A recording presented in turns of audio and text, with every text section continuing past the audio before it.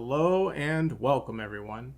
Today we're going to be taking a look at a board that KPrepublic sent over to me to review, and that is the Tacworks T3 keyboard. This is a keyboard that is currently in group buy over on KPrepublic. It is a 65% aluminum keyboard that is gasket mounted, has a hot swap tri-mode PCB, a nice steel weight on the back, and comes with a carbon fiber plate as the default option. It also has a brass plate as an option to purchase along with it if you would like. This is currently in group buy. It was estimated to end back in December, but they have extended the group buy, and the expected delivery is sometime in April. So what I'd like to do is go ahead and take a look and see what's inside the box, and then we'll do an up close or overhead cam and kind of do a build and a sound demo and see what this board is all about. So let's go ahead and get into the packaging here. So as you can see, it's a pretty nice box. It comes with one of these sleeves, which I always kind of enjoy when things come with sleeves on them. I don't know why, but I do. Okay, and when we open the box like this, the first thing we're met with is a little manual. We get our carbon fiber plate. Looks like we get a nice little USB cable. Let's pop this open and see. Okay, so we've got a USB A to USB C. We get a couple of screwdrivers. We get the 2.4 gigahertz wireless dongle. And then we get all of our assembly screws that we're going to need to put this bad boy together. Then once you remove this top here, it looks like we do get we've got the PCB here. We'll talk more about this in a minute, but be careful. There's a toggle here for your different modes, so definitely be careful when taking it out to not break that off. And then lastly, we have the case here. All right, so it looks like we've got all of our foams that are included in here. This does have a PE foam sheet. It's got a plate dampening sheet that appears to be pour-on, and then it also has some case dampening foam as well. Now these are your 3M feet that you'll stick to the bottom, I believe, but we'll take a look at those here in a moment. You can see here it's got a really nice stainless steel brass looking weight on the back. They call this their nameplate. And I think it's kind of a nice touch. This board, in its aesthetic with the ribbing that's on the back and very simple, sleek design, kind of gives me like Atari vibes. And I was really excited when they said they were going to send this to me, because I was hoping they would send the black one, because I was really feeling like that kind of had like a retro vibe that really vibes with me. So what I'd like to do is go ahead and get this opened up, and then we'll go ahead and peep it from a top-down perspective and get to building and kind of talk about what all is here. So why don't we go ahead and do that? All right, so here we are. We've got our PCB, we've got our case. These are actually the gaskets. I don't know why I thought they were feet, but they're the gaskets. This is the carbon fiber plate, and I have to say, it's a pretty nice plate. It does have some of the added flex with these individual flex cuts, which is pretty nice. They also include a sheet of foam for your plate dampening. They also include a PE foam sheet. Now we're not going to be using the PE foam sheet today because I feel like this board is heavy enough that I really want to let the switches that we're going to use shine in here today to see where we get, if we're going to have like a foamy sound or if we're going to have like a clacky sound. And then we've got a nice thick sheet of pour-on case foam. So why don't we go ahead and start with the case here. So what you've got here is you've got a cover, a stainless steel cover that covers the 4400 milliamp hour battery. There are 6 screws to take that apart and expose it. And then we've got a little hole for the JST connector to come through. And as you can see, there are several different JST connectors here. And this is for the USB. But then we also have these indicator lights on the front that we'll talk about later after we figure out what they do. So we've got that as well. And then on the back, we've got that nice Tacworks weight that I've already got fingerprints all over. And then again, there's the back of the board itself with the ribbing, which I think looks really neat. I really like that. Again, like when you look at it like this, like it really gives me like Atari 2600 vibes or something. So that's the case. Now I want to talk a little bit about the PCB. So the board itself, I actually really like this. Even though the lip is definitely a unique design, there is a bit of a hang up for me in this build, and that is this PCB. So if you look at this PCB, you can see where I might take issue with it. There's a really cool thing we'll talk about here in a moment, but I want to talk about the thing that I take issue with, and that is that it's a north-facing PCB. So the trend now is south-facing PCBs because of cherry profile interference. Now, with that being said, it's not really a big deal because in cherry profile interference, it's present in switches that have normal travel, right? And right now the trend is long pole. So a long pole switch is more likely than not, it's not going to have that interference. So, or you've got the option, if you want those normal travel switches, to go with a keycap profile that is not cherry. So I like to say it's a non-issue in 2023, but at the same time, the preference is south-facing sockets within the community. Now, this having north-facing sockets is not a deal breaker, because if you do want to use shine-through keycaps, north-facing is the way to go, so that way you get those very well-lit legends. But in the case of this space where you have a board like this that is trying to attract the market segment that it's trying to attract, this is not going to be received very well. But what I'd like to do is maybe revisit this and see if we can use a different PCB. I think it would be interesting to explore trying a different PCB in this, maybe a Bakaneko PCB or something like that. But yeah, we'll revisit that at some point, and if it's possible, I will let you guys know. Now, one of the things that I do find interesting on this PCB is if you look here, we have our wireless module. This is the first time I've ever seen anything like this before. I'm hoping it doesn't cause keycap compatibility issues, and I'm hoping that it doesn't interfere with keycaps that don't have a stem in that location. But as long as there's no interference, I like that this is, it provides this better reception potentially. Like in theory, it should provide better reception because it sits above this giant metal aluminum case. So that's pretty interesting. We've got our mode toggle here, which is also interesting because I feel like you will have to remove a keycap or use tweezers or something to toggle that. And then on the back here, as you can see, we've got, so it's kind of like it goes through the PCB and into the top, into that module. So that's kind of neat. And then we do have KL hot swap sockets. So that is nice. And these are official KL. They're not just KL style. These are official KL hot swap sockets. So that is pretty neat. So I've mounted cherry clip-in stabilizers. It does appear to be a 1.6 millimeter PCB.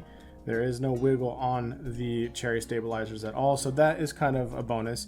Another bonus is that there's no flex cuts. Flex cuts are getting a little out of control. This PCB has no flex cuts.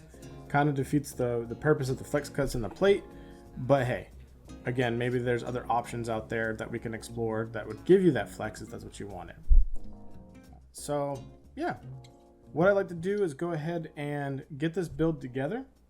We're going to build it again with this carbon fiber plate, full gasket mounted, and we will start with plate foam, and then I may include case foam, but we are going to omit the PE foam.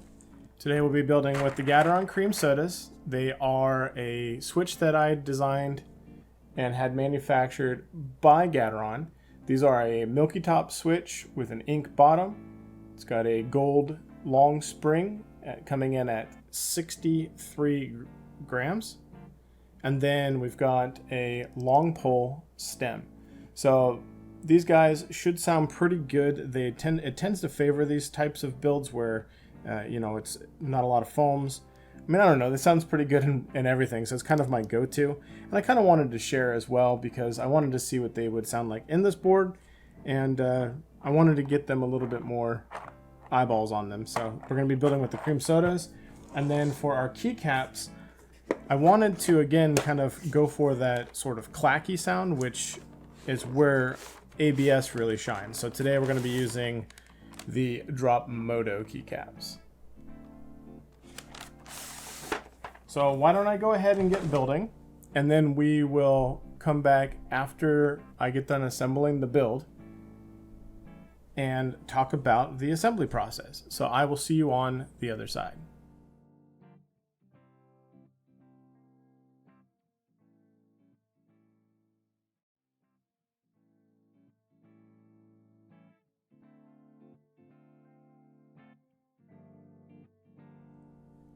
All right, here we are. It's all assembled. We've got our moto on the top of the cream sodas. I want to talk a little bit about the build process.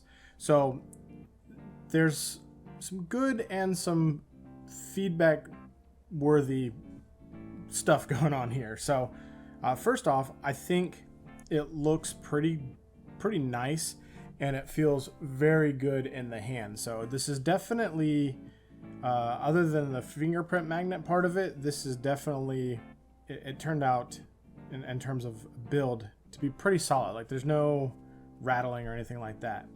So in terms of assembly, you've got 4 screws on the back here. And I was under the impression for some reason that these 4 screws would come off and everything would come apart. But I'll throw an image up on the screen that illustrates exactly how many parts this comes in. And this is going to be important when we talk about my final thoughts in the end. So these 4 screws come out, and unfortunately they are non-ferrous, so they are not magnetic. So once they come out, you got to tip the board over to finish getting them out. Once that is removed, there are several other screws on the inside of this guy, and you cannot use the handy dandy screwdriver kit here because the bits are not long enough to reach them without potentially damaging the inside of the board. So you'll need something like longer bits, or like the GeonWorks screwdriver kit would work too. That's the first piece of feedback. I don't like it when keyboard manufacturers use non-ferrous screws. Non-ferrous screws are a pain in the butt because you have anodized finish keyboards, often costing multiple hundreds of dollars. And having those screws in there and having to shake your board around and all this, it's a good opportunity to lose those screws and or potentially damage your board by banging the halves together or hitting it in your environment, trying to get those screws out. So it's kind of a pain in the butt. Second piece of feedback, that's a lot of screws. There's a lot of pieces here to this.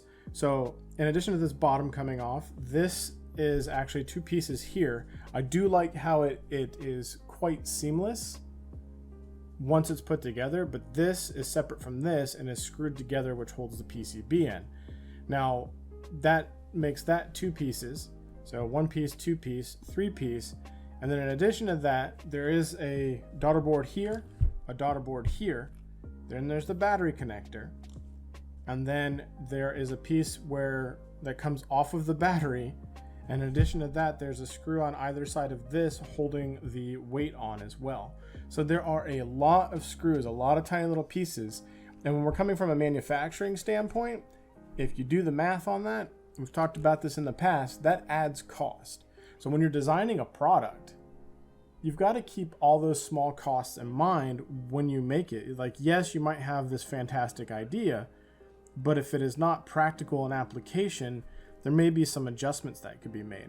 And I feel like as if the adjustment really could have been somehow changing the bottom and then allowing this to sit in the bottom itself.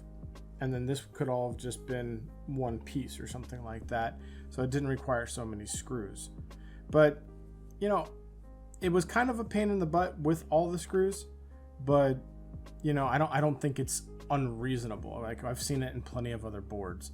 Now, another thing about building this board is these guys. Oh my goodness. Pour-on gasket strips.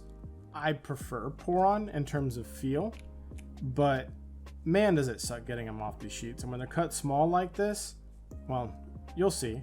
But yeah, you've got these, and instead of being a full piece that goes across the entire gasket wing, they're meant to be kind of like spring mounts where you've got a piece on either end of that gasket wing. So, you know, why don't we just move over to silicone socks? Like, let's just do that as an industry standard. Yeah, there's a slight difference in sound or feel, but I think the whole hype of flex and bounce is kind of starting to die down a little bit, and a lot of people have been executing it with the silicone gasket socks, and people are perfectly content with it. Outside of that, the build was pretty easy. Like, I did have to take some keycaps off when I had the wrong keycaps on, or I was trying to decide whether I wanted the accents. The plate doesn't seem to grab onto the switches very well, but you know, that is what it is. It grabs onto it well enough that we did not use any standoffs, which is my preference when we're going for something that's sort of flexy. And I do need to mention that I did have to use case foam because it did have some hollowness, and it sounded very thin and quiet. So we added the case foam. That elevated the sound of the board a bit. Definitely gave it a more solid feel in terms of sound.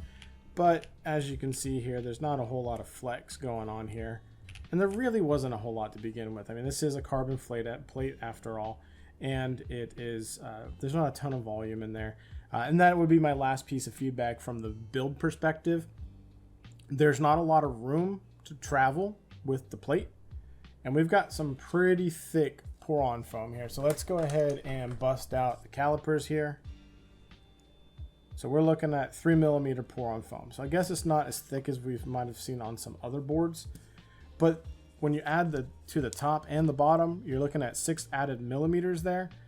I would like to see, if we're going to go with this route, make some adjustments to the CNC process and carve out an extra millimeter in that cavity, so that way the pour-on is not already pre-compressed.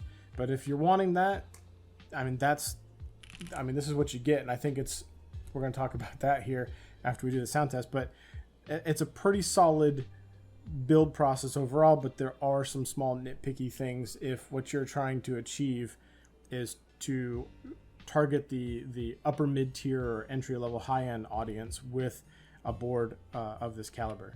So why don't we go ahead and jump into a sound test, and then we'll come back and we will talk a little bit about my final thoughts on this board. See you on the other side.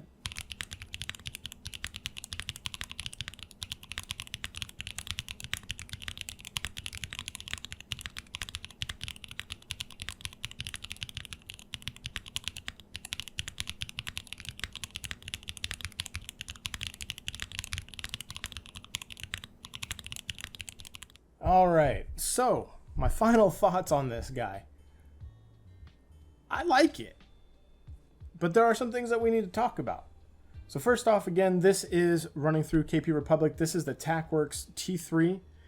It is a tri-mode aluminum keyboard that is currently in group buy. It features this back weight, nice little heft, gasket mounted. Got these 3 lights in the front to show you that what your mode is, and show you when you've got modifiers turned on.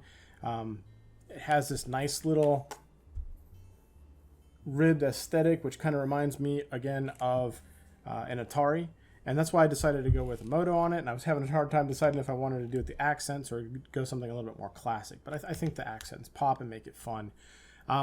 Overall build itself, the cream sodas sound nice in here. These DCX keycaps, I'm gonna level. I don't really like them.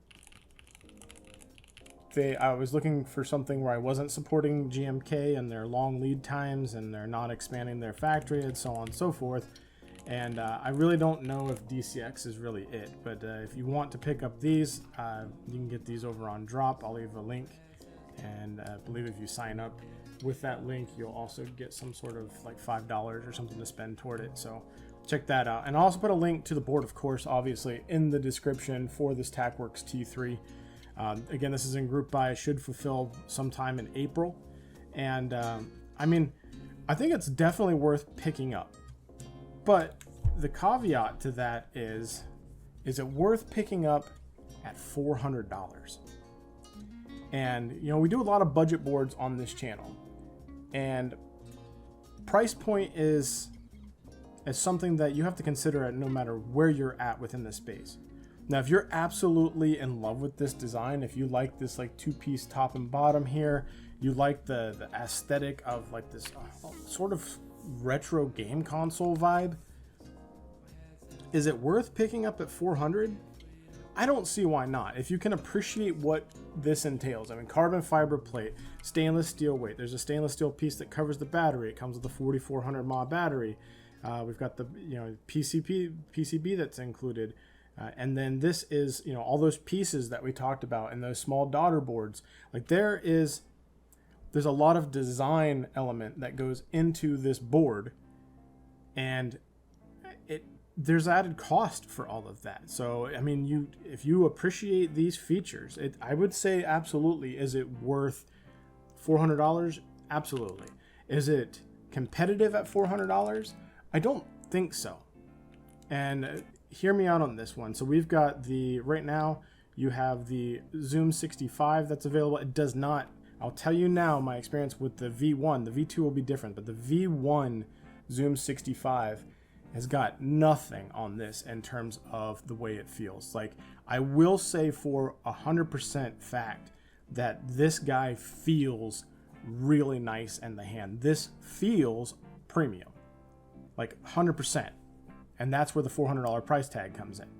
But if you want a board that is good enough, if you want a 65% that is affordable and will offer you flex and gaskets and all that, you've got the Zoom 65. And then you've also got the Mode Envoy that will be dropping here very soon. That's already in pre-purchase right now. And the reason why I bring these two boards up is because those prices on those are very compelling. So the Envoy starts at under $200, as well as the Zoom 65. And that is half the price of this board. Now, I can't speak to the Envoy because I haven't used the Envoy, but what I can speak to is the fact that this, in the hand, feels like $400. This feels like a $400 keyboard. This has a very nice feel in the hand. I was worried about that, and my worries were relieved the moment that I got it. And just the overall build quality of this. Now, my major nitpicks, the assembly process is a bit extensive and tedious. It's got a bunch of extra little parts, but honestly, it wasn't too bad. It was just more time consuming than anything. And then once you've got your build the way you want it, it's, are you going to actually take it apart or anything? Now, the biggest gripe is the PCB. The PCB has some cool features. I mean, we get these indicator lights on the front. We get a daughter board for, circuit protections, and it is wireless, and it does have that wireless receiver. And I didn't even think about this, but that receiver, even though it looked high before we built it, it's flush with the plate, so there's no interference at all. Your switch sits underneath of this key right here to be able to switch it between modes, so it's not that big of a deal. It's kind of a pain in the butt because you can't really do it on the fly without removing the keycap.